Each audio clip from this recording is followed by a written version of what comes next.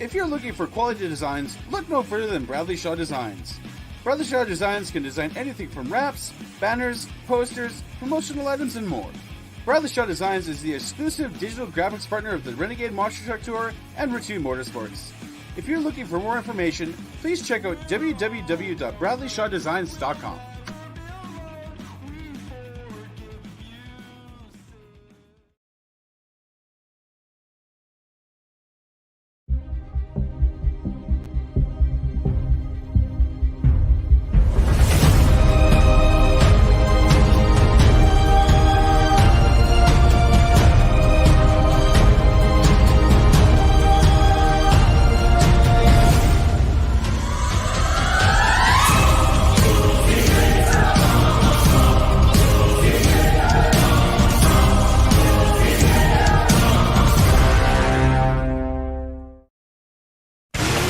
This isn't your typical motorsports podcast. You're listening to Crush This, a monster truck podcast presented by High Octane Coffee and J Concepts.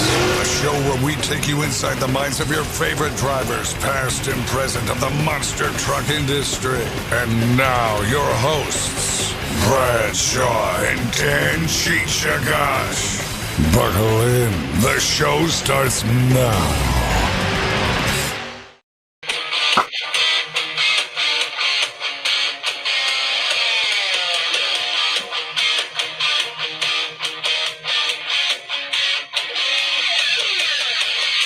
Welcome to a brand new episode of Crush This Live.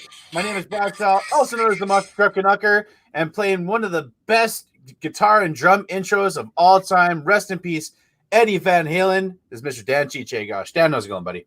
Yeah, well, 2020 could be over with by now. That's 2020 just can kick rocks, dude. Right. You know, it was just crazy. Where I was working on number 9, which was the ammunition number 9, chassis number 9 with the Hall brothers, and we were listening to the radio, and they kept on playing like back to back Van Halen songs, and I was like, oh, I guess there's you know some festival or the thing. Then the guy said we announced 30 minutes ago, which we had the volume down anyway, but we had the volume back up, and he said Wolfgang, which, if anyone knows who Wolfgang is, that's the son of Eddie. And he was talking about saying his father passed away at 65, battling throat cancer. So it was, I was like, holy cow. But our radio station just kept on playing their music, which was crazy. But, when I was younger, he was one of the, I was introduced to my dad by that band, and the first album that I personally got I didn't buy, but I got because my dad had another copy, was 1984. So I kind of listened big time on Hot for Teacher and Panama and the rest of the songs in that album, and then off and on when Van Hagar. I always say Van Hagar, but when Sammy Hagar was the lead singer and played that one. So it's 2020, like we said, it could be rough, it can be gone, but outside of that, can't complain. We're just getting trucks ready to go, figure out what shows are going on, stuff like that. So in my boat, we're just hanging in there. Yeah, myself, it's 2 weeks until my trip to Pennsylvania. So if anybody is in the Pennsylvania area and wants to come down to the show, RenegadeMTTour.com. It's the Lincoln Speedway show, October 24th. I will be there. I'm excited about it. I'm excited about the opportunity.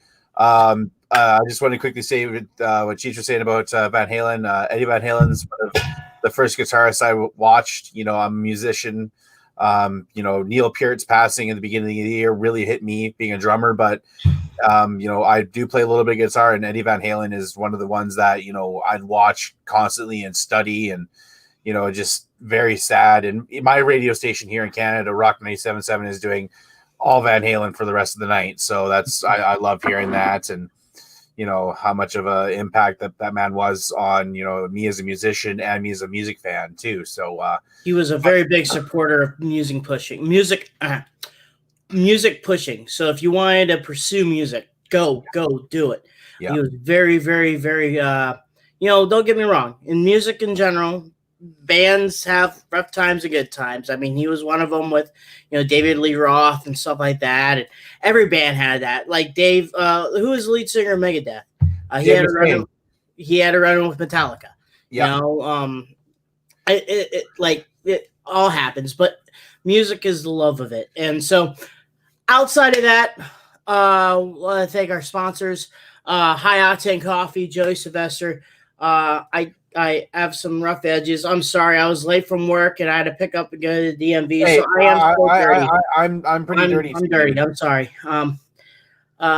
But outside of that, guys, Joe Sylvester and High Octane Coffee, J Concepts, Jason, Fred, what's going on? They just debuted the new Mortician Body, which go ahead and check that out. Back Channel Productions, Nick Davis. He is rocking the Renegade Tour. There's an episode every single week. I don't know where they're at. This episode will be for this week. This week might be Selinsgrove. No, I think this last one was Selinsgrove. I'm not too sure, but keep on the lookout for the Lincoln Speedway episode. It'll be eventually coming on, as I'll be probably on there somewhere. Right. Are you going to Washington, PA, or you're just going just the one event? By the way, I just quickly wanted to say in the chat there, Matt Brokaw, former driver for Jimmy Cretin there. Good guy. Got to meet him a couple times. He's in the chat there, so I wanted to give him a quick shout out. Nice. Also, Marty Garza is the Monster Truck Technology book. Great present for Christmas coming up here and whoever's birthday. JB Scale Graphics, the only RC graphic company right now that's officially licensed by Bigfoot, Bad Habit, Obsession, Against the Grain, maybe more Monster Overkill, Evolution, and maybe more to come. So be on the lookout for them too. And also Bradley Shaw Designs. And am I missing anyone else? Nope. Don't think so. 6B Apparel. Yeah. These right here, $100 a pop if you're interested. We got this one and the OG, which is the blue and black logo. I should, I guess, put that somewhere. I'm going to get a green screen and just put the uniforms like hey, I have the material for my green screen. I just got to get it set up. So also, pretty much, like I said with Bradley, check him out at Lincoln Speedway, and also the Renegade Tour. Go check them out, and all the monster truck shows that are popping up right now.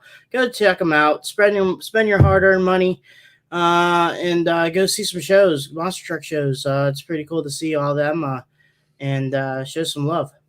Yeah. Well, Cheech, since this is your get for the episode, I'll let you introduce our guest. And, this was a last-minute deal, and thank you for getting a guest. Guys, I just want to quickly brag on Cheech a little bit.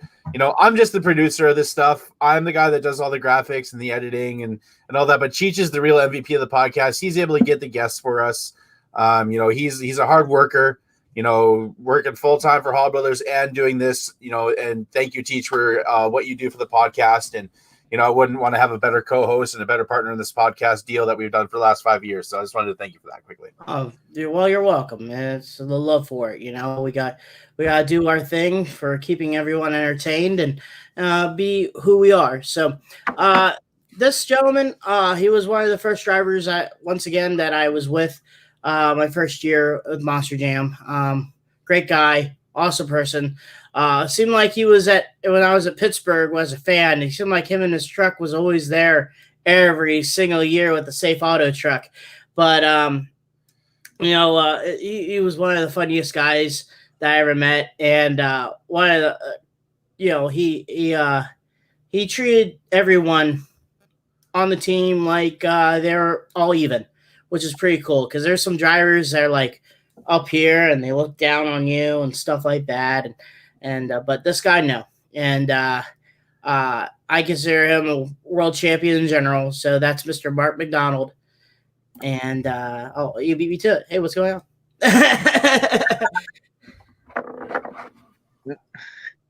Thanks for having me on. What? Said thanks for having me on. Oh, okay. Well, how you been, and how's everything going? Well, everything's been going pretty good. Of course, this COVID stuff's got everything all messed up, but you guys were saying something about complaining about 2020, whatever. If you complain about it, it's not going to change anything. So might as well make the best of it, Right on, right on. Well, yeah, we have that little bit of whining, but we got over it. So we normally do a little bit of a timeline chat, but how did you get yourself into the monster truck world? Was it were you always been a fan of it, or like we've been finding out a lot with some people, they kind of got into the accident and then 15 years later they're still doing it? Well, I've always been a fan of it. I never was a big diehard fan. Like, I didn't know all the big, I knew some of the trucks, of course, like Bigfoot, some of the trucks like that. And my uncle used to race professional mud racing with, Tom Mintz and, all those guys. He knew Pablo Huffaker. Everybody, back then, monster trucks and mud racing was, they went hand in hand. They all went the same places. And of course, I was just a kid then, and I got to kind of know some of those guys, and really, it's kind of a freak deal because I wasn't necessarily trying to get in, and my wife is actually the one that kind of, I'm gonna say, talked me into getting into it. Whatever, she had asked me one time. She said, if you was to do anything in the world, didn't matter what it was, how much it cost you or what you made, nothing like that, what would you do? And I said, man, I don't know. I just figured I'd work with my family the rest of my life. We have a ranch stuff here in Oklahoma, and the next day, man, I thought about it the whole next day, and later on that night, or that next night, I was about halfway joking, and I said, I figured out what I want to do. She's like, what's that? I said, I want to be a monster truck driver. And she said, she kind of laughed a little bit. She said, really? I was like, well, yeah, why not? That'd be cool, And like I said, I didn't follow it, none of that stuff. I was a fan because I like any kind of motorsports and stuff like that. So, but so anyways, I ended up calling some of the people that I'd met over the years, which they didn't know who I was. Like, I called, Dan Patrick and Alan Pizzo and a few of them people like that. And they all gave me the same deal. I said, you can, you can either buy or build your own truck and go get in the business and then go to your first show and be like, man, this really sucks. I don't want to do this. Or you could go, they said there's teams always hiring crew guys and stuff. You ought to go try that and, see if you like it. I was like, all right. So they gave me some numbers of different people and they, of course, they said to try to contact, Bigfoot, St. Louis. Then they gave me the number to Keith Speller. With back then it was I think SFX is what it was then, and so anyways, I'd called some of those people and they both, or they Bigfoot and Clear Channel or whatever back then, they said that both said, oh, get a resume together and we'll see what we think, So I did, and make a long story short, I end up, they flew me up to Chicago, in which I never got a call back from Bigfoot or anything like that, so. And yeah, so anyways, I thought, well, I'm just this country bumpkin farm kid from Oklahoma, they don't really want nothing with me, so but they ended up flying me up to Chicago, and Mike Wales and Keith Speller and Bill Easterly, we all went out to dinner and everything and hung out, and we just kind of got to know each other. And before we got up to leave dinner table there, I guess, they all kind of liked me and, what I had to say and what I've done and all that. They said, well, we're hiring for crew guys right now. And I said, well, I understand that. I said, my goal is I'd like to drive, which that's everybody's goal, and, but I understand you got to work from the bottom or you did back then anyways, you got to work from the bottom and go from the bottom up. And so anyway, so Mike Wells, he took me around the shop and all that stuff and showed me everything. And he said, he said, I'll be honest with you. He said, it's pretty unlikely you'll ever become a driver. He said, there's a possibility, but it's unlikely. I said, well, if there's that little bitty chance, I'll take that little bitty chance. So I ended up, flew back home and talked to my wife, and we ended up flying back up there and looking around. And we ended up moving up there, and I lived in Chicago or Naperville there for a year. And, but, I went to work there in October of 2004. And within about a month and a half, they'd moved me just from a crew guy to a crew chief, basically taking care of 2 trucks. And I thought, man, I don't know how to do this. I've never even been to a show before. My first show was Minneapolis. And pretty much I just went there just to kind of watch and see how things work, because I really didn't know how things worked. And after that, they said, yeah, you'll be fine. So, and then me and Larry Flood, he flew up to Chicago for the first quarter there, or right before first quarter. We went down to Circleville, Ohio, to Dan's shop, and we had Blue Thunder in the trailer at the time, and me and Larry finished putting together the first Escalade truck in Dan Patrick's shop. And like I said, I'd never even been to a show really other than Minneapolis, but I was just more or less watching there. And we put together that truck, and 2 days later we was in Atlanta racing. I was like, man, this is pretty dang cool. We put together a truck, and you see it out there running and everything. And then we went from Atlanta up to Pontiac Silverdome. Of course, that was my first time to ever be there, and it was really cool. And came back from there, and of course we had Blue Thunder, so it went up there. And Norm Miller, he was running at the time. I remember he flipped it, tore it up, messed some stuff up on it, and had to fix it at the shop. We get back to the shop there in Aurora, and Larry said, well, it looks like you got this. I'm going back to North Carolina. It's like, you're kidding me, right? He's like, no, he's fine. And I was by myself and taking care of 2 trucks. And my next show was in San Antonio, Texas. And I was like, holy crap. So I'm by myself driving the rig and working on 2 trucks and all that stuff. And anyways, we ended up going to San Antonio and made it through the show. I had some shock problems. I remember that because I didn't know nothing about shocks at the time. And remember Paul Cohen, he was helping me out with some shocks, trying to figure some stuff out. We ended up having to rebuild the shocks in Blue Thunder. And but man, that first quarter, I was just a crew guy, and I was just kind of thrown at the wolves. I was like, I didn't really know what to think of it, but we made it through. So, and I guess the rest of it's history. So did you have any mechanical experience, before, applying, for the position? Well, yes, I didn't go to any like tech schools, nothing like that. Like I said, I was born and raised on a ranch and worked on equipment and tractors. And, I've been around equipment stuff my whole life. Always had my hands dirty. And, I used to race motocross and things like that. And we built some, rock buggies, and I was into rock crawling and that kind of thing. So pretty much the setup of the axles that we ran, or we still run on the monster trucks, are just like a giant Toyota rear end. Got the Burfields and everything. They're just a massive version of them. So I knew how to build the axles and all that stuff. So I just didn't know really anything about blower motors and that kind of thing, or the nitrogen shocks and stuff. That was all still new to me.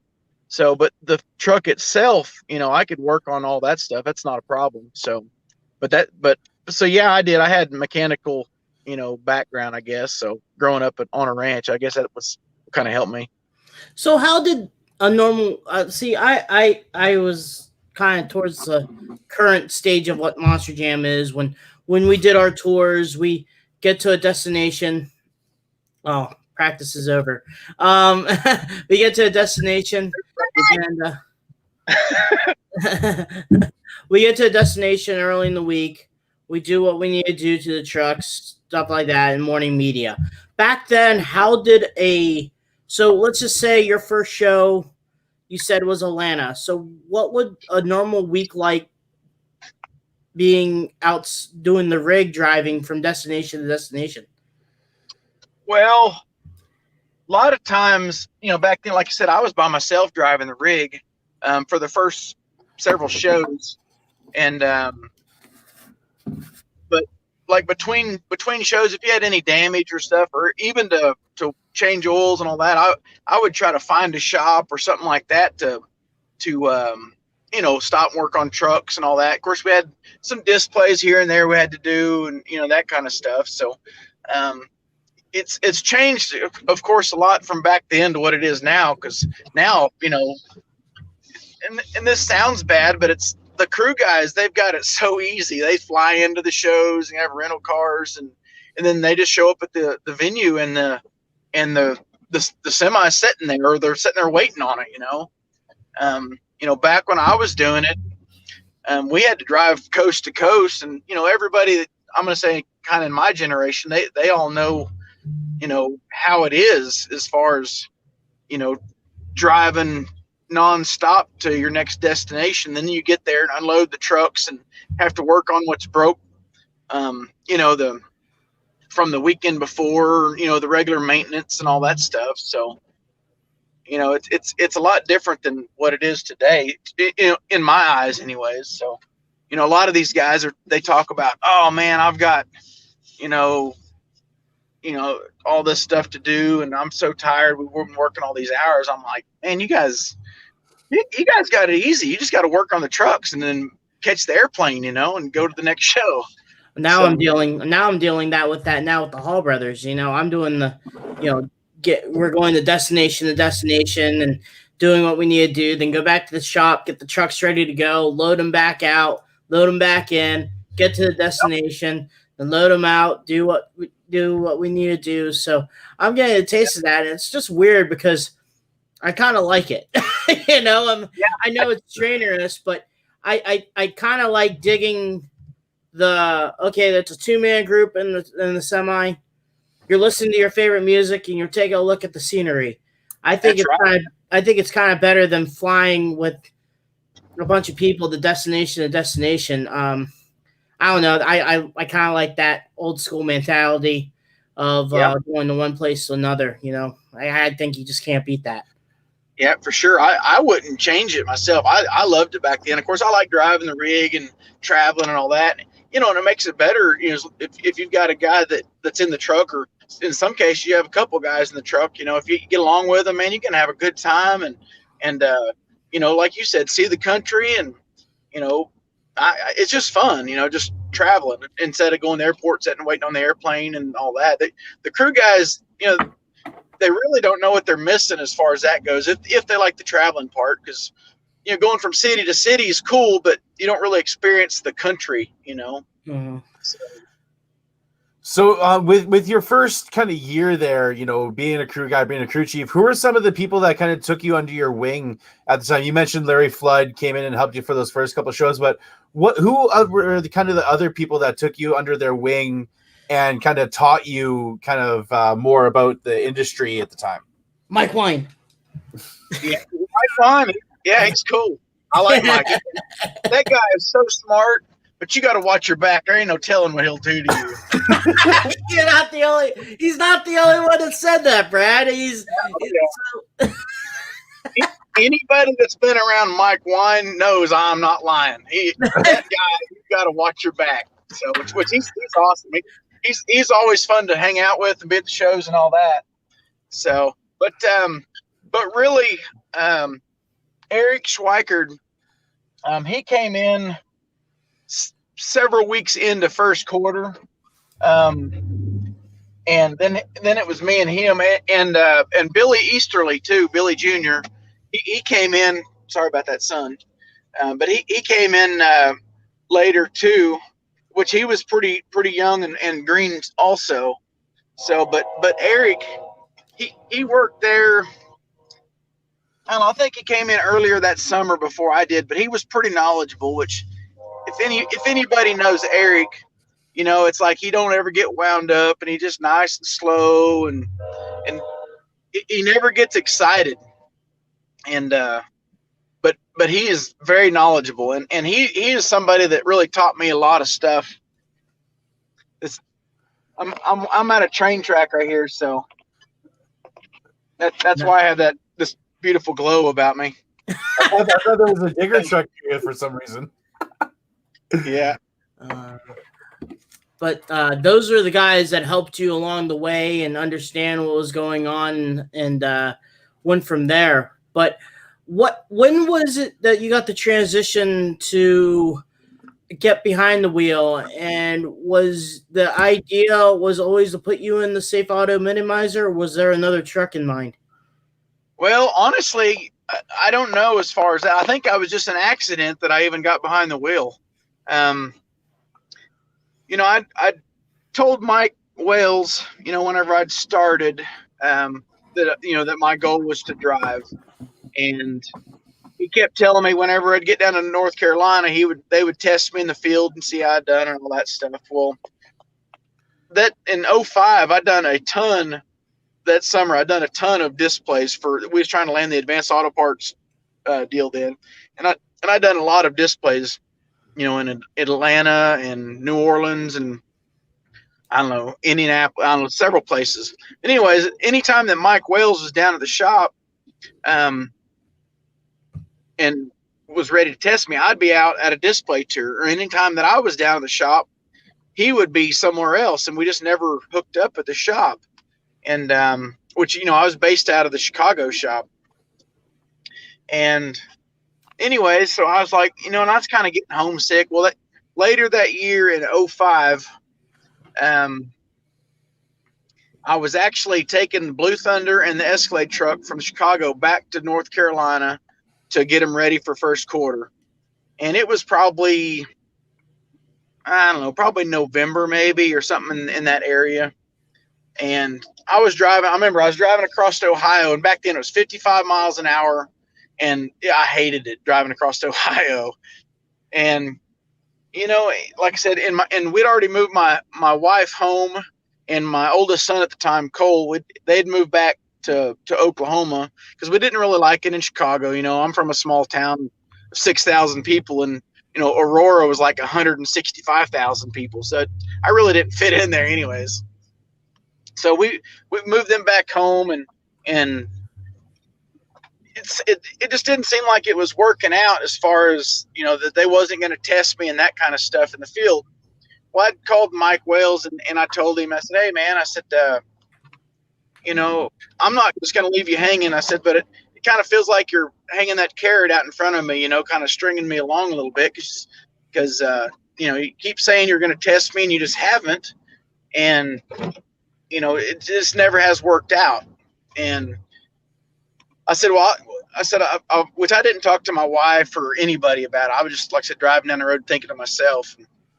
And so I told him, I said, I'm going to go down to North Carolina and get the trucks and stuff. Me and Eric Schweikert are supposed to be together again.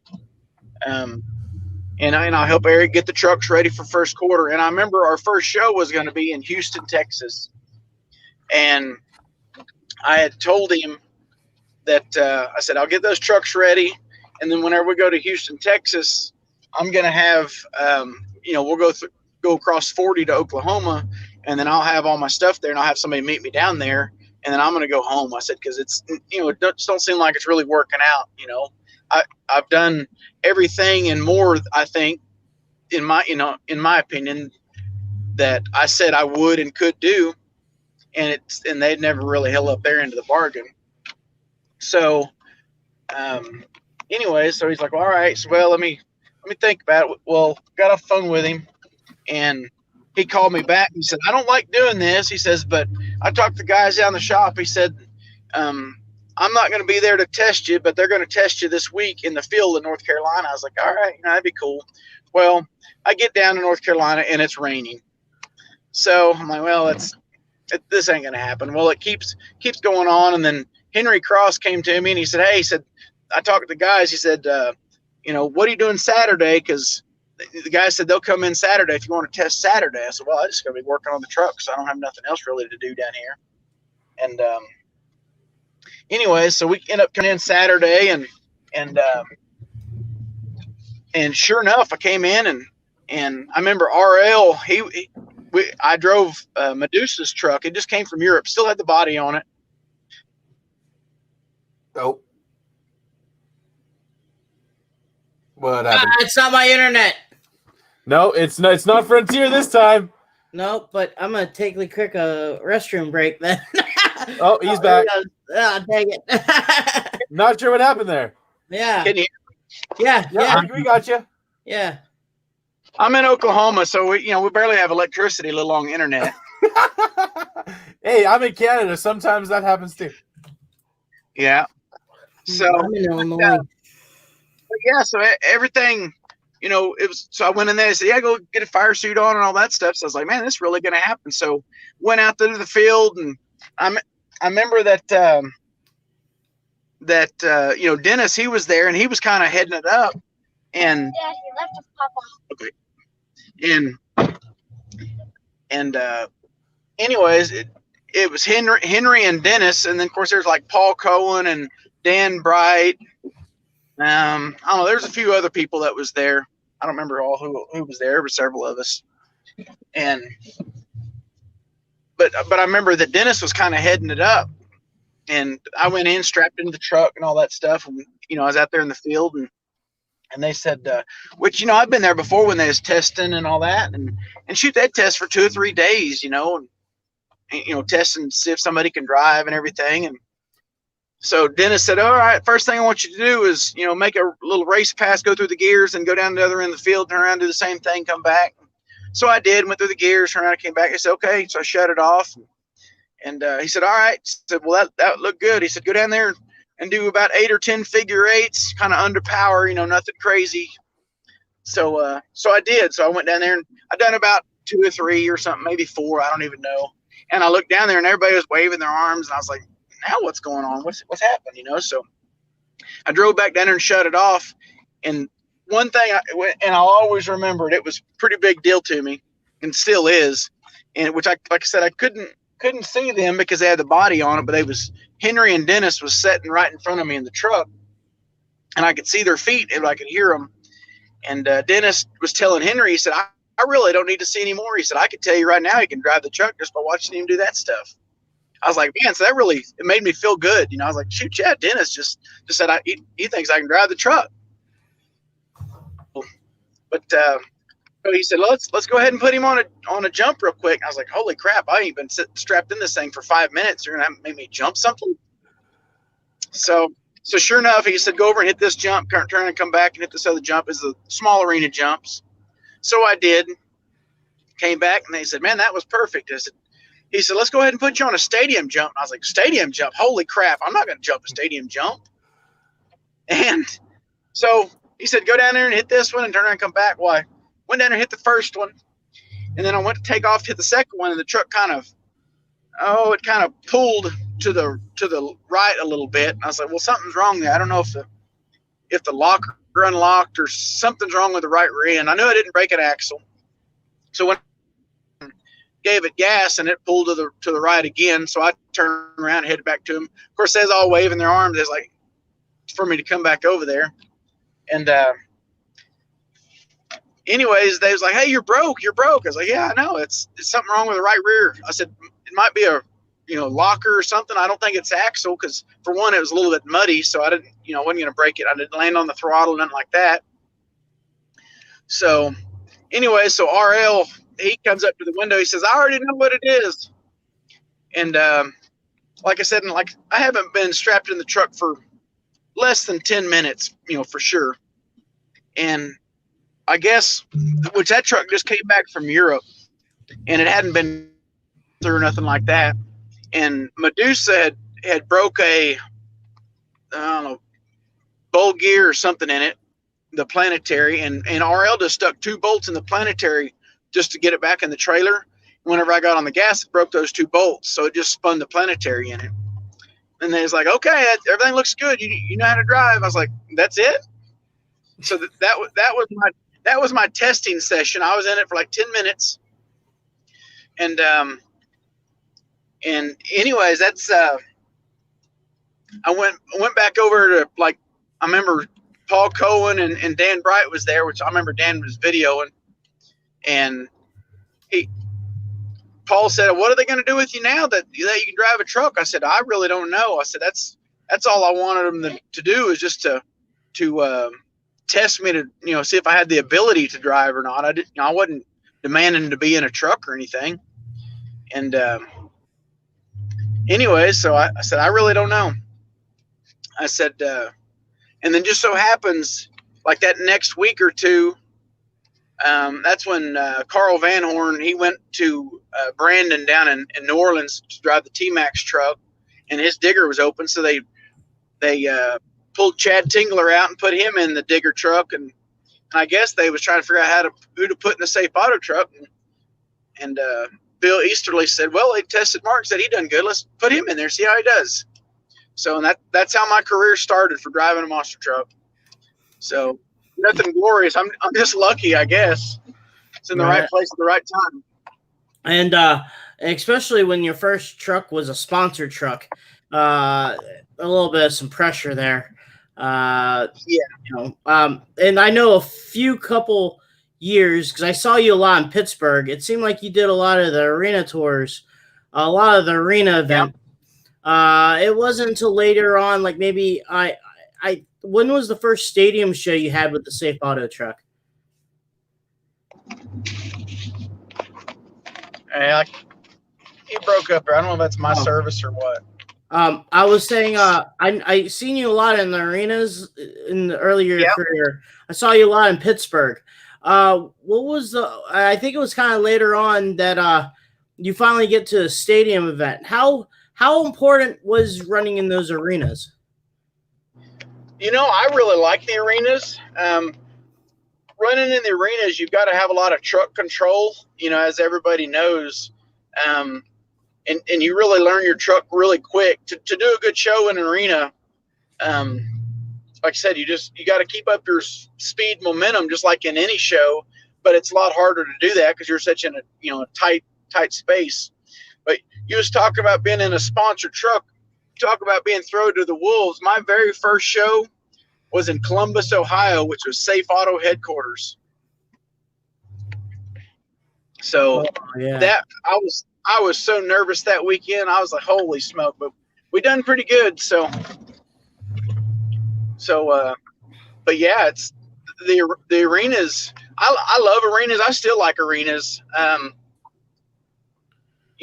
Back then they had the car stacks or the van stack in the middle, and you could do so much cool stuff off of that, which now they got the dirt pods and all that, which I'm not necessarily a big fan of. They're cool, but there's no cars and stuff involved with it. And I like the car crushing, of course. That's what monster truck is.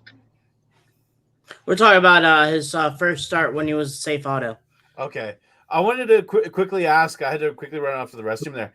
So, like when you hit the jumps, when you were testing out in the field with Dennis and everybody, how was the feeling when you got air for the first time? Where you're like, man, I got so much air. They were like, man, you only got like a foot.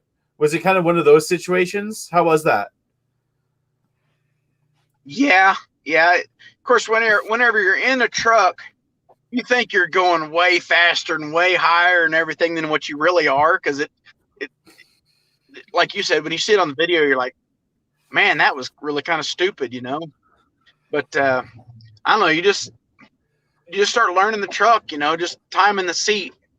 So, now with all the, the Monster Jam University and all that, shoot, they'll go through a full first quarter or whatever, in a week, or they'll have more seat time than I had all year, So, but I don't know. But yeah, Safe Auto was probably one of my favorite trucks. The second body style or the second paint job style was by far my favorite. It looked fast just sitting there, which I've always been a racer. I've never really been a freestyler, so racing was always kind of my thing. But I don't know. I wish I could go back to the old Safe Auto truck. That thing was cool. You were the only guy that I ever saw that. I think it was like 2009. Once again, it was a Pittsburgh show. You had the Safe Auto truck there. And you were the only truck that I ever saw that could pull a starting line wheelie with SIR China tires. It seemed like the truck popped a wheelie, and at the end, you're already like nosediving, but you just had to keep on throttling on those 4-car racing lanes. How those arena tours Oh, were yeah. back then, when it was just four cars, a racing lane, a FMX ramp in the middle of those cars, and maybe occasionally Yep. van stack over in the rear corner. But it seemed like that truck hooked all the time in those arenas. And do you have a story about the first time that truck just popped the wheelie off the start and that made your butthole pucker? Yeah, every time it did. The first truck that I drove there, the first Safe Auto truck, was C19, which was actually Little Tiger, Brian Barthel's Little Tiger truck, and that's the one that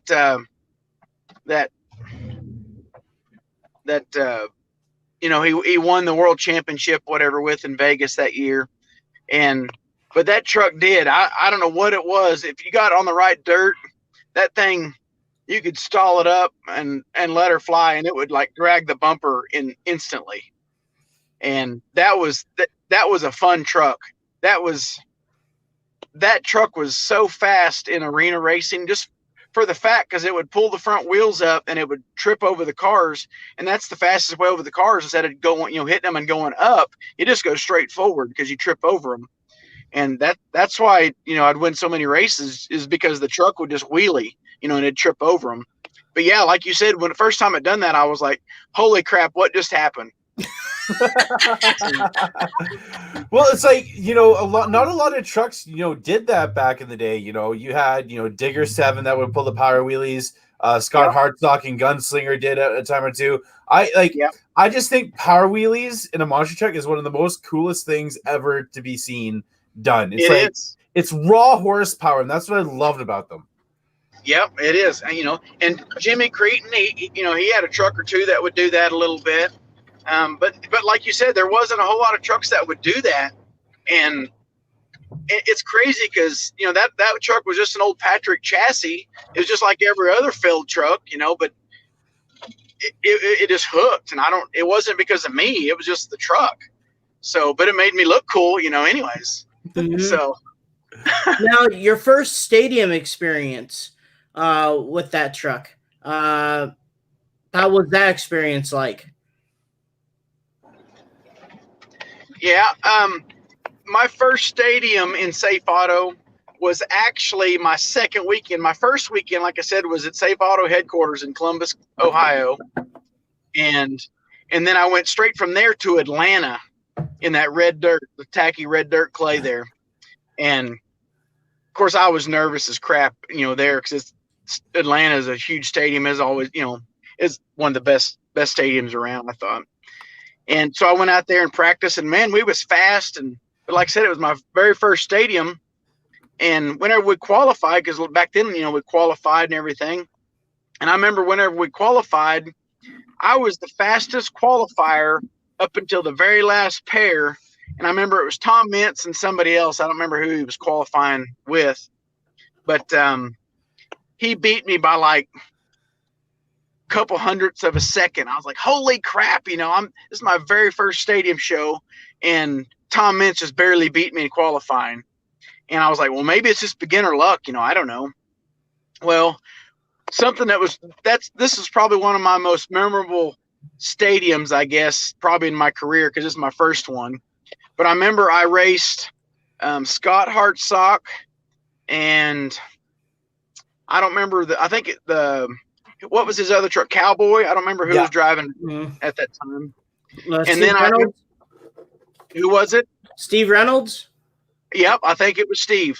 Yep.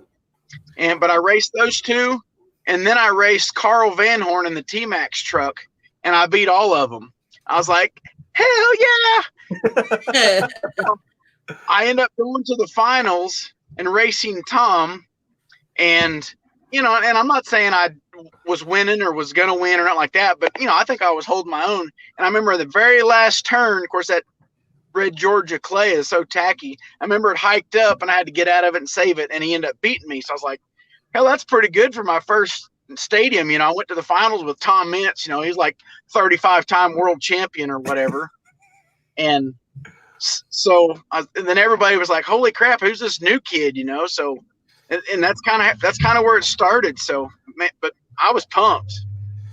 So, what do you remember about your first time in Vegas? I'm not sure. I can't remember the exact year your first Vegas experience was, but how was that for you? Being able to go to that track and you're going down Thunder Alley, 70 miles an hour. You know, how was that? Yeah. Well, really, which not a lot of people know this, but up until this last year, let me see. I started driving in 2006. And I went to Vegas every year from 2006 all the way till the last year in Vegas. So I went there every year. Every year that I drove, I went to Vegas. And, you know, like Jim Kohler and Tom Mintz, you know, they've been there at every World Finals and all that stuff. But they've also driven several years before they even had, you know, Vegas. So I always thought that was kind of a cool – I'm not gonna say really a stat, but I drove every year there that I had ever driven, but my first year, I remember it was me and Marc Cole. We just came from Pennsylvania. It might have been Pittsburgh or Wilkes-Barre. I think it was Wilkes-Barre. We drove from Wilkes-Barre all the way to Vegas, and we got there, and of course everybody was already there. Had the trucks all tore down and all that stuff, and we was tired because we just already drove across the country, and the truck was in pretty good shape. We didn't tear it up and all that.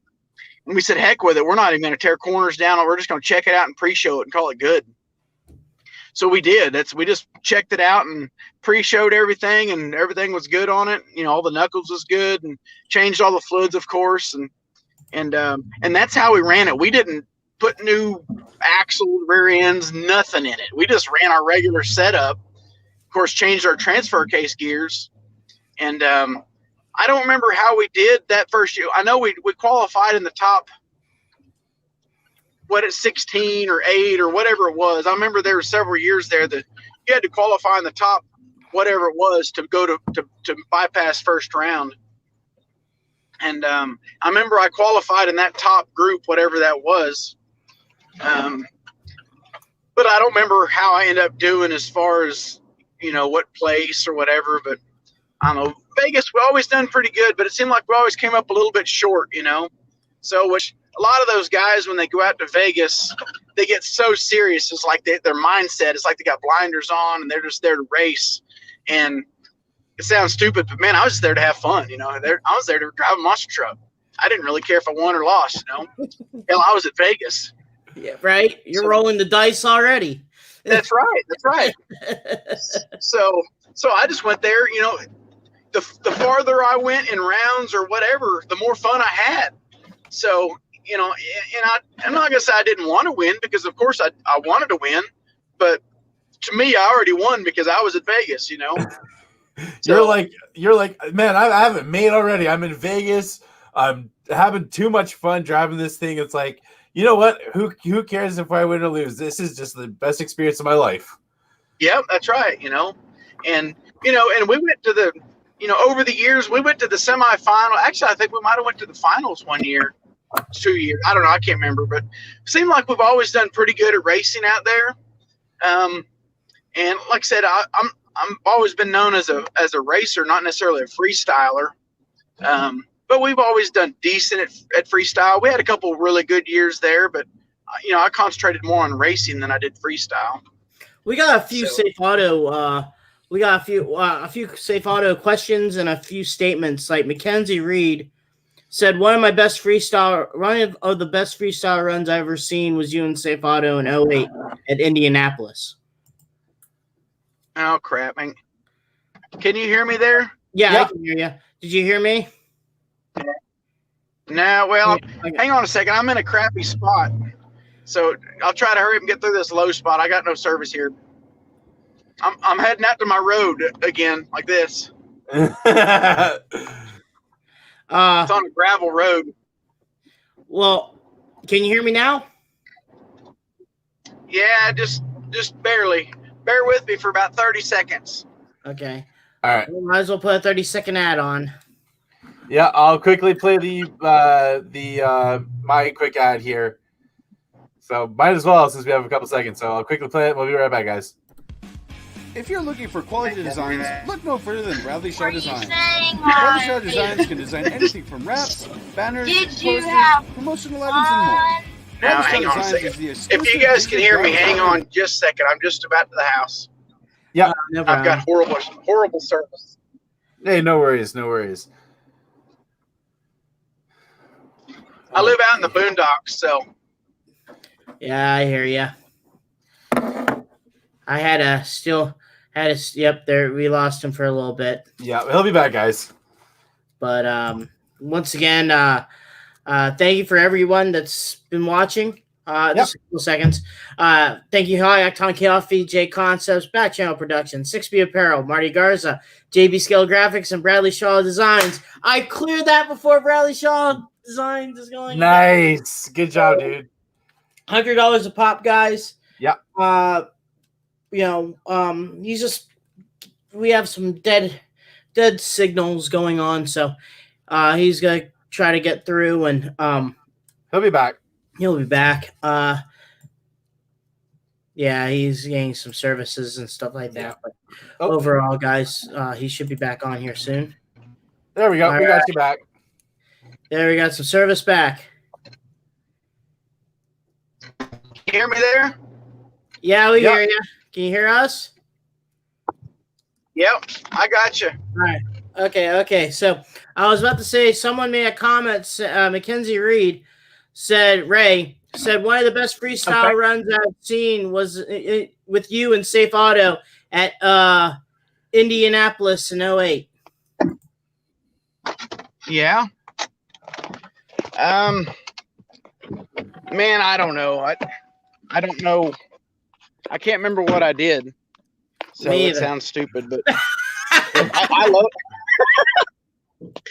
But yeah, I love Indianapolis, but I don't know. So what did I do that was cool? Yeah, I don't know. Mackenzie, if you're still watching, send us a message on here what he did that was cool, so we can let him know. We had Preston Perez wanted to ask about whatever happened to good old C19. Was it scrapped? Well, yeah, I'm sure it's scrapped. I'm in my shop, so but yeah, it went from C19 to I think it was C28 maybe, or I don't remember what the other chassis was, but it was another old Patrick, the Patrick chassis. But I don't know. I think it if I remember right, maybe they'd cut it up or something. Hell, I can't remember. That's pretty much what they done with all the old chassis that they updated. And then another one, Brian, I think that's Brian. Breyer Smith was saying, "Hey, Mark, saw you in Pittsburgh one time years ago when you were driving Safe Auto. What's your favorite Monster Jam memory?" Shoot, I'm not gonna have just one per se. Which, man, I've got so many awesome memories, whatever. So it's I don't want to just narrow it down to just one.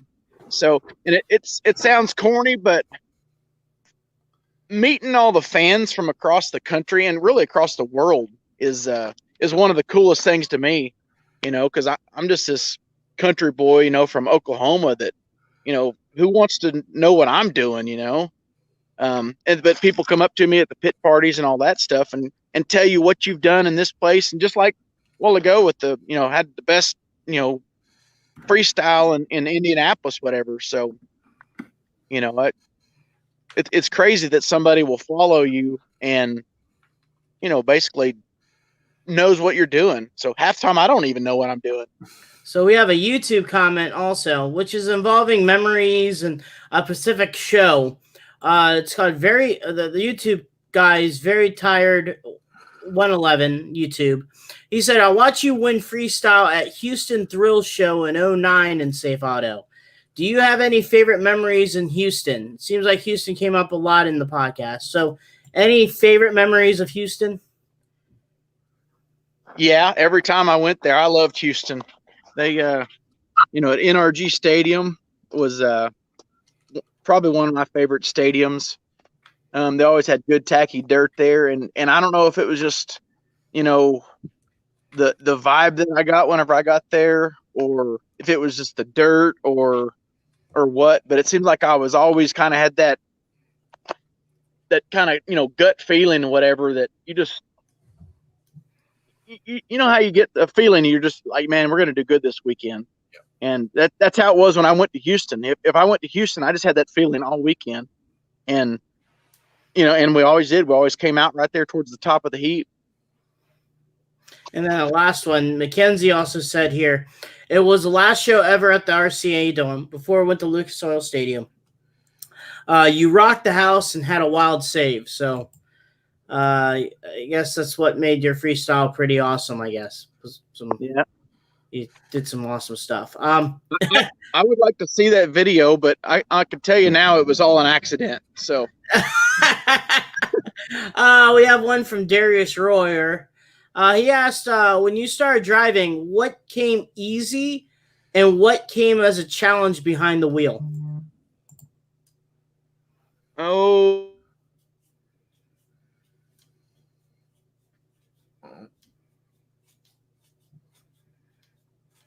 Did we lose him? Oh, are you there? Surprise, I'm back.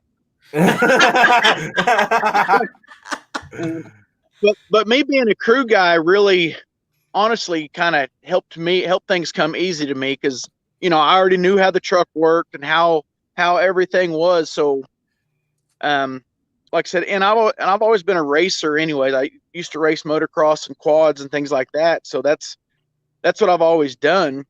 So I'm going to say, to me, not necessarily driving the truck, that came pretty easy, but like learning to freestyle, you know, because I like racing. I know what I need to do in racing, that kind of thing. But I'm still, you know, every time I get in the truck for freestyle, I'm still learning, you know, and I've been doing it since 2006. So maybe I'm just a slow learner. I don't know. So I'm going to go ahead. You got any questions, Brad? Yeah, I was going to ask, you know, so, you know, you went from driving Safe Auto and then you transitioned into driving El Toro Loco. How did all that come about, you know, with you know, that transition between the two trucks? Well, the Safe Auto sponsorship was going away in 2009, or maybe it's 2010. Let me see, 6, 7, 8. I don't remember. I think it was 2009. It was going away, and then that's whenever Monster Jam landed the Advanced Auto Parts, you know, sponsorship, and Lupe moved from El Toro to the grinder truck. So that's why they put me, you know, I guess they took me from, because my sponsorship was going away with Safe Auto, so they put me into that truck. Probably just because it had an open seat. I don't know. But, you know, me being the cowboy, or, you know, what, country boy, or whatever you'd call me, I guess. It was kind of a good fit as far as that goes, because it's crazy bull. But, you know, there wasn't any reason, I don't think, necessarily they put me in that truck. So, you know, I don't speak Spanish or anything like that, so that didn't help me any. But seems like a lot of drivers that drive El Toro Loco don't speak a lot of Spanish. They can understand it, but they don't speak the Spanish. That's right. You know, which I love Mexican food. Maybe that's why they put me in there. But I feel like you rocked it, though. You know, you started wearing the cowboy hat and you kind of, you know, made it your own. And then when they had the, you know, the different colors, you know, you kind of made it into its own. Each truck had its own identity, and I love that. You know, like, you know, Becky had the yellow one. I believe yours was the black one that you had. Yep. And it just made it so unique with each truck, because, you know, before that it was just all red, and now each truck had its own identity, which I love that, and you kind of rocked it. Yeah. You know, I transitioned into it pretty easily, I think. You know, El Toro, of course, has always been known to freestyle, because that's what Lupe was always known for. But I think I kind of brought the racing back, I guess, maybe, to El Toro. You know, it was never really known to be, you know, one of the, I don't know how to say that, you know, faster trucks, I'm going to say, I guess. it was always the wow moment, freestyle truck. So I think I kind of brought maybe some of the speed back to El Toro. But yeah, like you said, they made the the black truck and then the yellow truck, and that was great because whenever the black truck rolled up to a show, everybody knew that it was me driving, or from the yellow truck rolled up, they knew that it was Becky driving. So that was cool, kind of having your own identity, not being all orange trucks, like what we were before and really are now. Wish they put you in Bulldozer. That would have been cool. Yeah. But so you had your racing and stuff like that, and then there was I want to know about the story here. I think it was at Laredo, Texas. You had almost a minute or a minute 20 long donut that now has basically your donut made the rules of donuts now in Monster Jam that they have to keep it in a certain revolution and stop, or you get cut off, because there's a video of you just keep on going on the dry spinner. And what got you just wanted to do a very long donut? Was that a bet? Was it just something ticked you off, or what happened? No, that really honestly had nothing to do with me. It sounds crazy, but David, Too Tall, he was one of the crew guys at the time, and that was his very last show to be with me, which it was him and Bucky and I don't remember who else. There was somebody else there, but I remember that was Too Tall's last show with me. And Bucky, I remember Bucky let him run the radio, the headset and everything, and talk to me that show and all that, because it was his last show with me.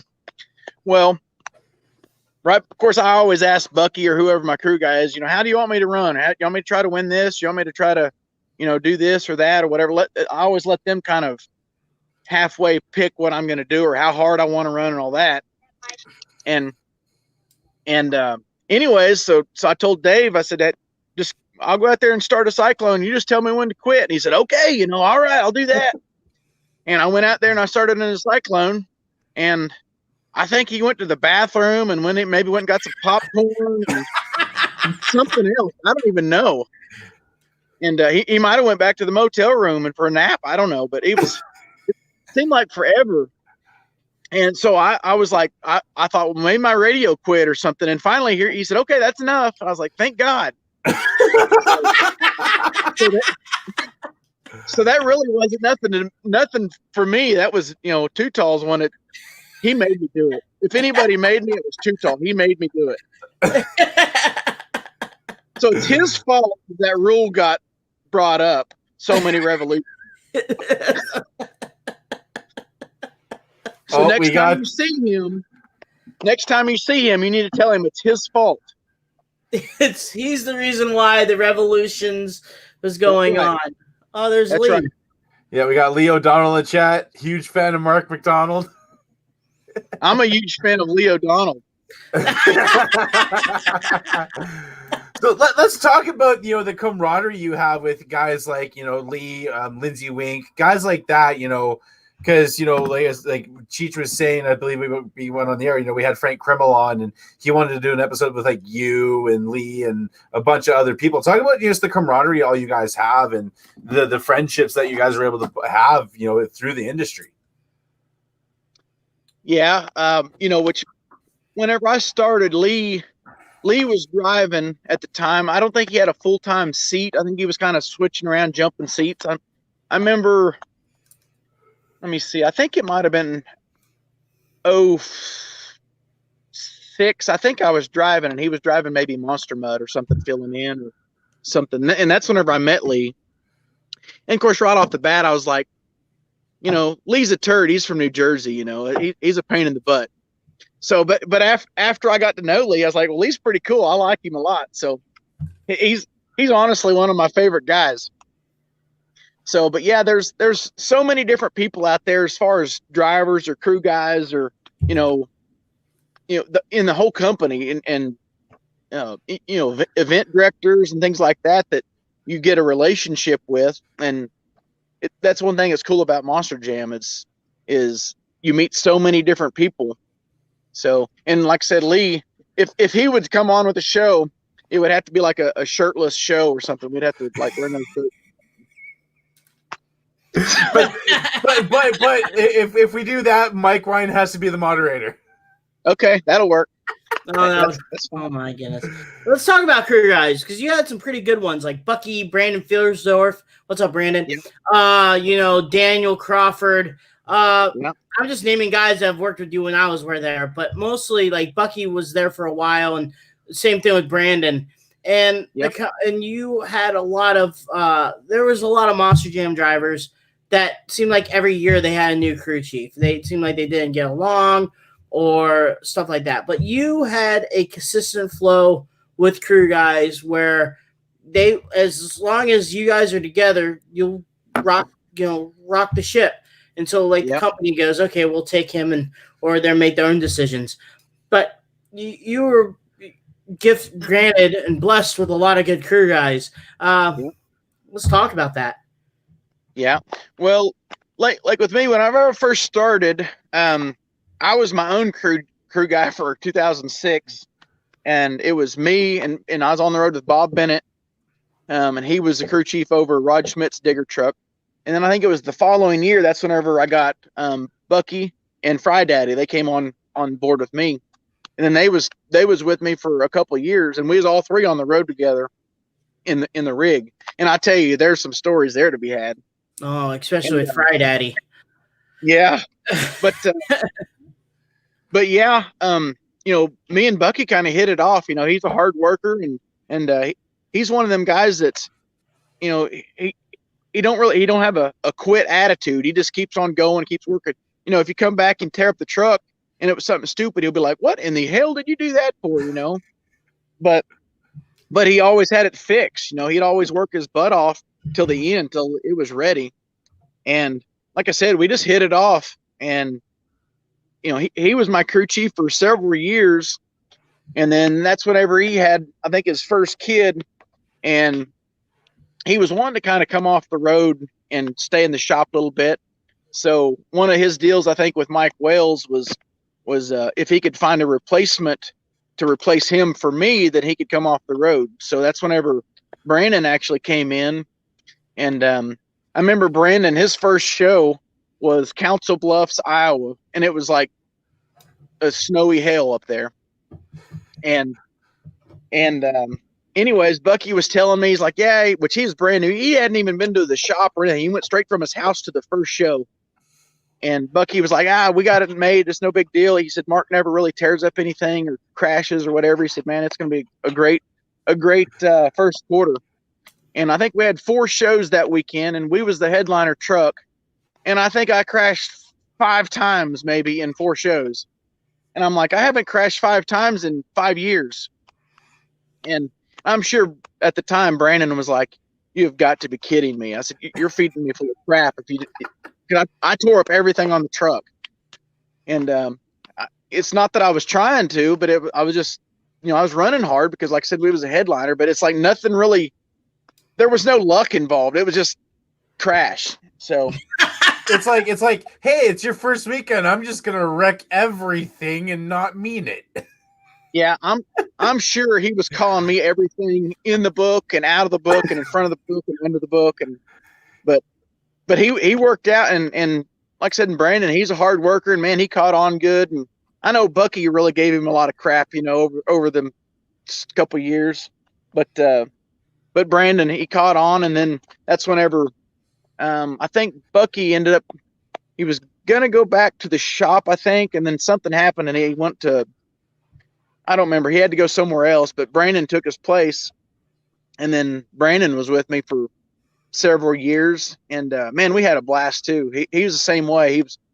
He'd just keep working, and he would just like Bucky. He'd say, "I don't care what you do. Just if you crash, just make it look cool, So, and sometimes it did, sometimes it didn't. So, but they never got ticked off and, stomped out or whatever. They just went to work and fix the truck. So, which I tried not to crash a truck. That's kind of, anybody that knows me knows that what kind of a driver I am. I came from being a crew guy, so I don't want to go out and trash the truck because I know what kind of work it takes to put it back together. So, and I know sometimes whenever a driver would go out there and just do something you could tell it was on purpose to crash it. And you're like, you're kidding me. Why would you do that? So I didn't want to be that guy. So, and I think that's why, and there were several people throughout the company that was always like, hell man, I'll be your crew guy, anytime. Or if we go to Europe or wherever, they're like, hey, I'm Mark's crew guy. They'd like almost fight over me or something. So I think they all secretly wanted to make out with me. So, so I wanted to ask you. We brought up the Mike Wine's name a little bit, and we've had him on the podcast a couple times, and there's times where we've had to make like 3 episodes out of one conversation with that guy because he just never stops. Do you have any Mike Wine stories to tell us? Probably nothing I can tell, in public. So. But no, there's a ton of them. I can't just pick one of them. So, but yeah, I'd love to do a show with Mike Wine. He's always full of some kind of shenanigans somewhere. Cheech is like booking it. I remember he told us a story about he somehow snuck into Dennis Anderson's hotel room in Vegas or something, like took his credit card or did something. He told us a story about that on the podcast, and even just shenanigans in the TNT days and stuff like that. Like, do you have any like rental car stories or like pranks or anything that you guys used to do to each other that you could tell us? Well, there's a lot of rental car stories. Lee, I'm not going to tell you any of them. Lee just said Damon Bradshaw stories from Australia. Oh, geez. Who said that, Lee? Yeah, Lee. Yeah. Well, me and Bradshaw and Lee, rented a car. For 2 years we did that, and we just drove around Australia between shows, and that was some of the funnest times. We just drive and do whatever we wanted. We left on a Sunday and had to be at the next venue Thursday, whatever. So, man, it was so much fun. But it took 3 of us to drive a car in Australia because we was always going to the wrong side of the road. I don't know how we didn't die. We got later on in your career you transitioned to FS1 and did that for a while, and then you got back in I think El Toro for a little bit. But some fans want to know what you're doing now. Well, now which of course I have cattle. I have a ranch in Oklahoma, and I've always done that. And I have a construction business. I have Traco and a skid steer and dump truck, things like that. I do a lot of like tree clearing and building pads and roads and different things like that. So, I'm actually busier now than what I have been lately. In this COVID thing, I really haven't slowed down any. A lot of people, had a hard time, but it's like we just grabbed another gear and kept going. But with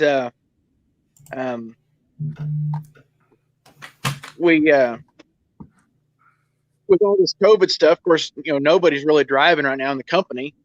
But I don't know if I'll go back to driving or not. I don't know if they'll call me back or, which I'm not under contract or whatever anymore.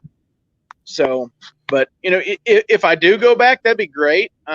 If not, if I don't go back and ever drive a truck again, man, I've had a blast. I've had a great career doing it, since 2004 when I got into the. Yeah, right.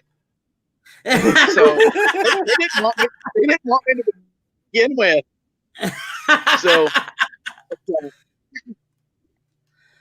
But yeah, if I don't ever drive another truck, I'll be happy. Said I've had a pretty long career.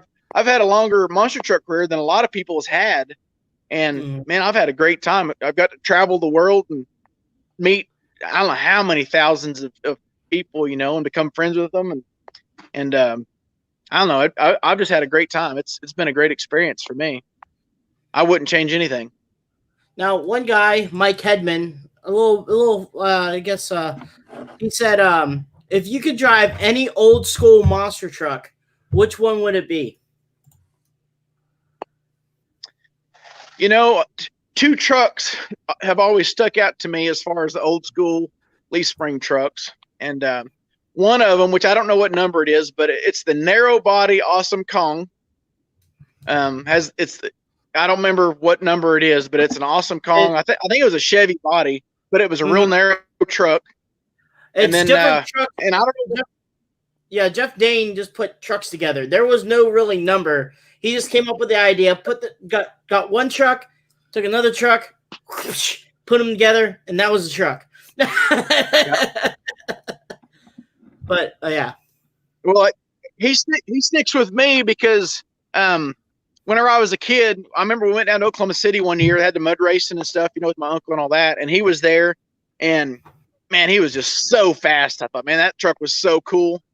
And then, but like I said, that one, and then I've always had a thing for the old Mad Dog Blazer truck. That thing is so cool. So I would like for that truck to come back and be a nitrogen or cool spring truck, on like a new style chassis and put that style body with a wing on the top. Man, that'd be sweet. That would be insane. Yeah. So I think it's about time to ask the most hard-hitting questions that we ask with the podcast. These are, you think we've asked you some tough questions. You have seen nothing yet. And great. I will. and one of the questions, I don't know if you worked with Phil and Christian Norman at all. This question is sponsored by Brad's Drinking Eggnog, December 25th. This Tuesday is December 25th. So just that question that Brad's going to ask is sponsored by him. Have to drink a gallon of that stuff. So here we go. Are you a fan of eggnog? Yes. Oh, God. I love it. Yeah, I love it. I can drink the crap out of that stuff. You probably can pee it out too. And to give you a backstory on why I have to drink a gallon of eggnog, my Edmonton Oilers lost in the play-in series to Chicago Blackhawks, and I made a bet with somebody, and now I have to drink a gallon of eggnog live on air. Oh, gee, I'll do it with you. We can do it together. Yes, I have somebody do it with me. Yeah, I'll do it. But see, the thing is the deal is if he drinks the gallon eggnog before 1 hour, I have to get him a Metallica. They played with the he needs to get me the Metallica S&M2 vinyl. Yes, and if he loses, he has to wear his Calgary Flames. Yeah, I got to wear a Calgary Flames jersey because Edmonton Oilers fans despise anything that has to do with Calgary Flames. So he has to wear in an episode. 2 episodes. I just went up the noggin. All right, I can tell you, if you drink a gallon of eggnog, you better have a toilet close. Oh yeah, mine's like right there. So I'm moving my chair behind me out of the way. And I'm running. Ooh. Man. It might help if you eat a bunch of cheese or something first. Oh, dude. I'm going to do it. I don't back down from a challenge. And, Cheech, why don't you ask the other question there, bud? You need to eat some Taco Bell with that eggnog, too. If I had a Taco Bell here, I would. Because might as well go all in. Yeah, get some White Castle, some Taco Bell, eggnog. Ooh, and some sugarless gummy bears. Get a bag of that. No, not the sugarless gummy bears, dude. I do not want to be lying in a fetal position in my bathtub for 8 hours, okay? You are. With all 4 of those combined, you're going to be butthurt. You talk about the screamers right there. You'll have the screamers. I'd feel bad for my girlfriend at that point. You're gonna see a little mushroom cloud north of this area, and that's Brad.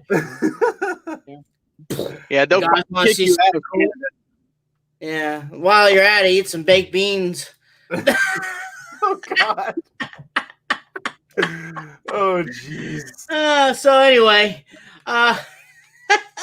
someone said you should have gyros with that. I guess gyros cleans out your system too. Yeah.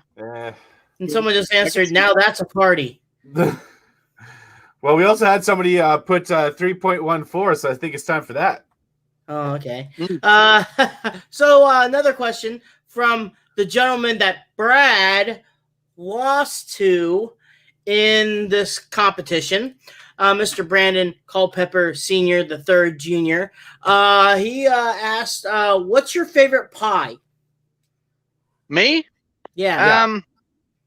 Strawberry rhubarb pie. Mm. Oh, That's the first one. You're the first one on that one. Yeah. That's my favorite. Yeah, buddy. Now, this is one question that a guest asked, not a guest, but someone in email asked me. What was the craziest, coolest thing that you ever had a crush? That I ever had to crush.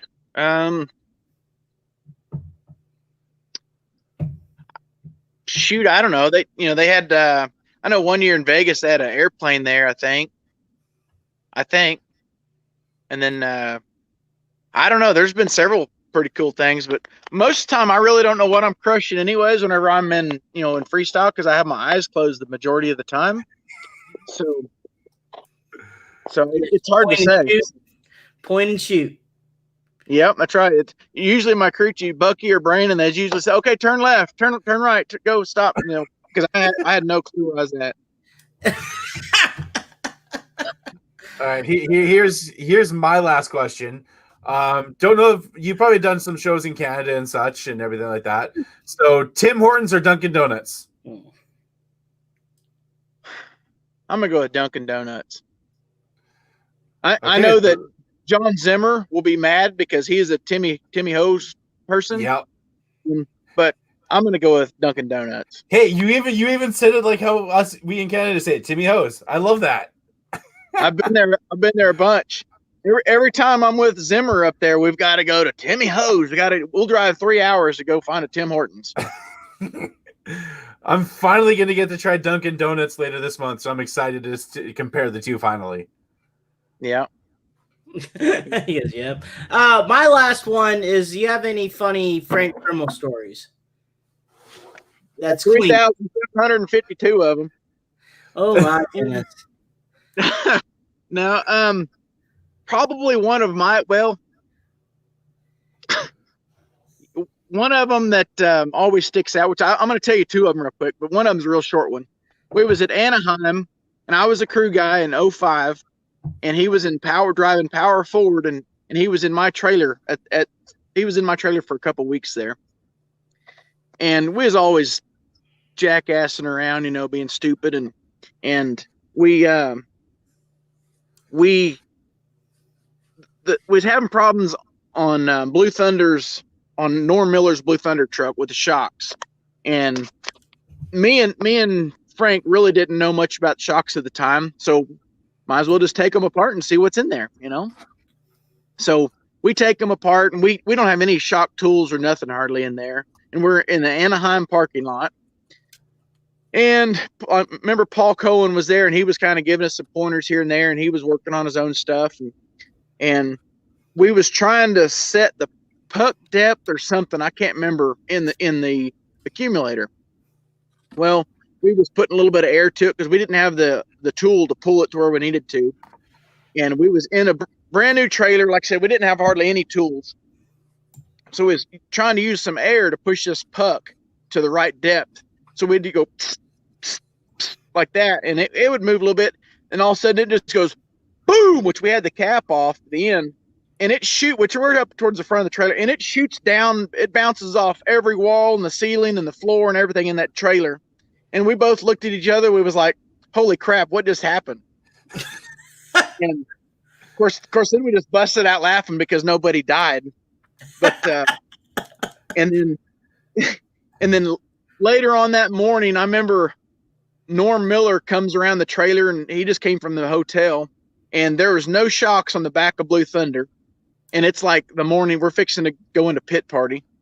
And like I said, me and Frank's just trying to figure out shocks. We don't even really know what we're doing. And Norm comes around there, and his truck's setting up like on a jack stands or whatever, no shocks on it. he's like, "Would you guys quit screwing around?" Like he chewed me and Frank out because we were screwing around, and we was like his kids. Which, of course, we acted like that anyways. So, we there were several funny stuff to that whole weekend, but the one thing, one of my favorite memories about Frank, we was coming home from Las Vegas, and I remember Frank and you know Peter Nyman from Sweden. Yep.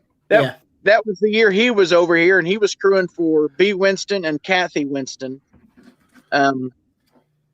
And they both rode back with me from Las Vegas, and we was going to stop through home here in Oklahoma and hang out for a few days, whatever, and then go on up to Chicago. Well, we was coming across 40, and I was sitting in the middle. Frank, he had his driver's permit for, CDL. So I had to be, which I was the only CDL driver in there. And Peter was sitting in the passenger seat, and I'd pulled up the ice chest in between the gear shifter there, in between the seats. We was going up and down the hills and everything on 40 and just kind of talking and going along. And of course, Frank had the cruise control set on 72 or 76, whatever those trucks had run. And I kind of nudged Peter, and because Frank didn't have a clue what was going on. And as soon as we got to the top of one of those hills, which I was kind of straddling the shifter there, whenever we got to the top of the hills, the RPMs changed. Whenever it did, I just kind of slid the shifter into neutral. And Frank he had no idea that I had even done it. The truck went from however many RPMs down to like 700 or whatever idle is. And it's funny because on I-40, everybody drives 90 miles an hour, and we're driving a truck at 72, and everybody's passing us, and everybody that's been passing us for the last 10 minutes here in a second. And Frank didn't even realize it, but we was going down one of those big old long, like 2 or 3 mile grade. And Frank didn't even realize, but he just turns the signal on. He gets back out in the fast lane, and he's passing those trucks back. He didn't even know, but he was going like 90. He was just going. We was still talking. Of course, me and Peter was looking at each other and kind of winking, was laughing. And here in a second, we're going up the other hill, and the truck slows down. So Frank, he just puts the signal on and gets back over the slow lane. Those trucks start passing us back. And here in a second, it gets down to like 30, 40 miles an hour. And Frank was like, what in the heck? So he reached up and hit the cruise control button. He was like, what's wrong with this thing? And then he hit the gas, and it was a neutral, and it goes, whum. And he was like, he looked at us, and he about jumped out of the truck. He was in neutral like for 10 minutes and didn't even know it. But we was, the funny thing is that we was passing all those trucks that had been passing us, and he didn't even dawn on him that we shouldn't have been passing him. So he was driving the whole time in neutral. Yes, he drove for like 5 or 10 minutes in neutral and didn't even. So that was one of my favorite memories. Of course, we laughed for like 2 hours over that. So I don't know. We had a lot of good time. Well, before we get off here, I got a couple shout outs and one last question from a fan here. And the shout outs here is Mr. Shane England. He said, woohoo, old Mcdonald. And then another one, Lindsay Wink. He said, big fan of Mark. But he also said, fun fact, only had to sit out of a race truck twice in my life. First time was when Lee drove for me in Minneapolis, and Mark drove after I sat out with a broken leg in February. Good friends. Yeah. Yeah, that's pretty cool. Whenever I got the call to drive the Lucas Oil Crusader truck, hell, I was surprised. Of course, I was excited. I was like, shoot, yeah, I'll drive that truck. And but we went up there, had a great time. That's a good piece. So, but nice. I hate to say it, but I wish he'd break his leg more often. I could drive his truck. The last question. Apologize to this one, Scott Bryant. We're sorry I missed see that, but he said when we were talking about earlier about when you were a crew guy and climbing up the ranks, he was asking what was your favorite stuff to work on? Favorite stuff, like as far as the truck or something? Yeah. I like putting air in the tires. That was my favorite because I didn't have to do anything; just put air in the tires. Sounds legit. So, but no, I didn't really have a favorite. I just knew that we had to get the stuff done, so I just went down the list. So, nothing I really necessarily dreaded. One thing that I didn't like to do is change a third member in a show. I didn't like that at all because you're thrashing and trying to, you got to break down both corners and all that. So, but there's not really a favorite thing I like to work on. But one thing I don't like to work on is bodies from crashing. I don't like to do that. So. And my last one, sorry, Brad, but my last one is when I know a couple of the guys, when they went from driver, they did work on trucks. How long did you actually was a crew / driver until they finally said you're just going to be a driver? Well, let me see. I started driving in 2006, and I think I'm not 100% sure, but I think it was the end part of the second quarter, or the end part of first quarter in 2008, maybe. I know with me and Bucky and Fry Daddy, we drove down to El Paso, and that was my last show to drive to as far as in the rig. And then I actually flew out of El Paso and flew home, and which I thought was really cool. And at the time, there was a lot of drivers that was wanting to fly in and out, but the company wasn't letting them for, I don't really know the reason. But me and Bucky and Chris, we talked about it several times. It's like, we all three had CDLs, and I don't really know why we had to have 3 CDL truck, drivers in the truck and all that. Cause I didn't even run a logbook that year, but I probably drove 90% of the time. We just ran off their logbooks. And fun fact, I drove probably 90% of the time in my underwear. So it is what it is. That's no lie. You can ask Fry Daddy or Bucky about that. So I remember a couple of tricks. They always say, always unbuckle your belt because you need to get that comfortable ride, or wear sweatpants or basketball shorts. Right. Yeah, or just your tidy whities, whatever. Oh, yeah. They love it at the weight scale. Yeah, right. Yeah. We would always change before then because, like I said, I didn't run a logbook. We was run on their time, so we'd always have to change to whoever's logbook we was running on. Mm-hmm. So, but man, it was great to have you on. I gotta get Scott and Frank and Adam and just have a good old talk. Maybe Lindsay too. Yeah, she too. So have just a good old fashioned, just I call it like a campfire type deal. Just talk about memories. Yeah, cool. Absolutely. But Brad, it was awesome to have Marc on. Thank you for being on. I think you're still there. Yep. This Thursday, I'm here. Okay. Yes. This Thursday we're gonna have Cody Holman, the son of Bobby Holman of the famed Holman's Beast monster truck. He drove the Son of Beast. Just recently got married last week, so congratulations, Cody. But outside of that, be more guests on. That's all I got right now for Thursday. Yeah. And as I always like to say with the podcast, guys, check up on your friends, check up on your family. Mental health is a very important thing in my life. I deal with it every day. Just make sure everybody's doing good, healthy. If you need to talk to someone, don't be afraid to reach out. Trying to do it alone is a very hard thing. So talk to your friends, talk to your family, shoot me a message if you need to talk to somebody. I'm always here willing to listen. Like I said, mental health is a very big, important thing in my life, and I'm wanting to push it a little bit more here for the podcast. And don't forget, I will be in Pennsylvania, October 24th for the Renegade Monster Truck Tour at Lincoln Speedway.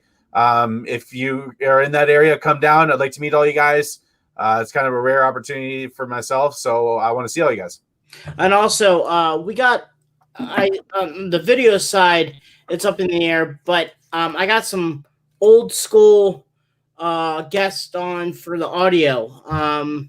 Right now, if ever heard of the Bud Boss pulling truck, back in the early 90s, late 80s, did the exhibition pulling. He's going to do an audio. Jim Odecker from the old Rolling Thunder monster truck is going to do some audio stuff. And also Wayne Spozanek. He was the guy who owned Nightlife / Tropical Thunder. We're going to do some audio stuff with him too. Audio is coming out too. It takes some time. It takes a little bit longer to upload stuff like that, but be on the lookout for our newest one with Jeff Bursey. So that should be coming on. That's on iTunes, Spotify, Google Play, Japanese app, Chinese TikTok. What else do we have? The European Euro tracking device. It's on everything, guys. Just search it up. MS-13 group down south. I don't know. So, we got all that going on. So, be on the lookout. Yep. Anything else, Cheech? That's about it. Cruise shirts, $100. Thank you to all our sponsors. Give us, if you want to, message me or Brad. We have this one and the old school one, the old look logo, t-shirts below the collar, $20 a pop. If you keep on buying the t-shirts, we'll get, if you get 25, we get a new design. Once again, the shipping and stuff like that through them, we're just using their pro format to get us some t-shirts. But everything's on their court. So emails and stuff like that about, hey, why is my shipping stuff like that? That's not us. That's them. So, but outside of that, that's pretty much it. Joe Sylvester, High Octane Coffee, Jason, Fred from J Concepts, Nick Davis from Back Channel Production, Chris from 6B Apparel, Marty Garza's Monster Technology Book, John from JB Scale Graphics, and Brad Shaw from that Shaw Design thing that people really don't care about. No, I'm just kidding. He's doing good work. But, by the way, Mark, anything you want to say to the fans before we sign off here? Oh, shoot. Hopefully we get to see them somewhere on the road. So I've been going and hanging out with some of the different promoters around, close to home here.